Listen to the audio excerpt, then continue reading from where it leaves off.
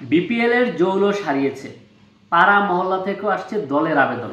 বাংলাদেশের একটা সময় গড়ুয়ার সবচেয়ে বড় টুর্নামেন্ট ছিল Bangladesh premier league BPL. IPL এর পরে যেই টুর্নামেন্টটাকে ধরা হতো সেটাই ছিল বাংলাদেশ প্রিমিয়ার লিগ বিপিএল, এবং এই বিপিএল এ দল নেয়ার জন্য বাংলাদেশের জায়ান্ট কর্পোরেট কোম্পানিগুলো প্রতিযোগিতা লেগে থাকতো।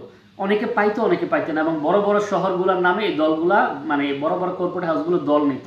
এবং বিপিএল আমরা দেখেছি বেক্সিমকোর মতো দল ছিল, জ্যামকন গ্রুপ ছিল, বসুন্ধরা ছিল, আলিফ গ্রুপ ছিল, বড় বড় নামি দামি কর্পোরেট হাউসগুলো বা এই দলগুলোর পেছনে বড় বড় পৃষ্ঠপোষকরা থাকতো যারা এই দলগুলো পরিচালনা করতো।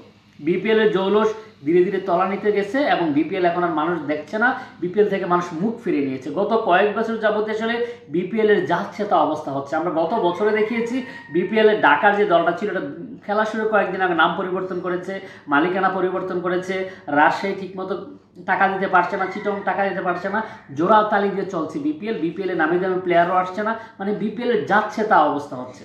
এখন তো বিপিএল এ কোনো বড় বড় কর্পোরেট হাউস দল নিতে আসছে না, এবং এবার শুনেছি নাকি বিভিন্ন পাড়া মহল্লা গ্রামগঞ্জ থেকে দলের আবেদন আসছে।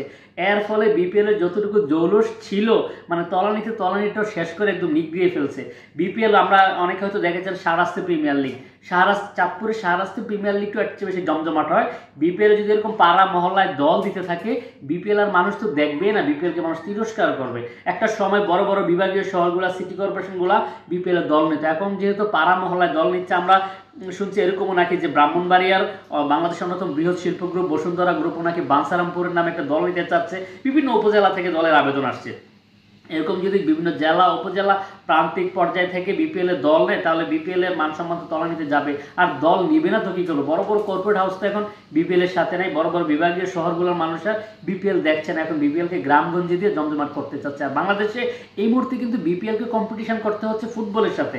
বাংলাদেশে ফুটবল জামাল ভুঁইয়া হামজা চৌধুরী আসার পর এদেশে ফুটবলের জৌলুস বৃদ্ধি পাচ্ছে, এদেশে ফুটবলের কাছে ক্রিকেট বিলীন হয়ে যাচ্ছে। তো আমার কাছে মনে হয় বাংলাদেশ ক্রিকেট বোর্ড বিসিবির এই জায়গায় আরেকটু নজর দেওয়া উচিত। বিসিবি উচিত বিপিএল কে এরকম গ্রাম মহল্লায় দল না দিয়ে বিপিএল উচিত বড় বড় বিভাগীয় শহরগুলোতে বিপিএল এর দল দেওয়া, তাহলে বিপিএল হয়তো কিছুটা মানুষ দেখবে।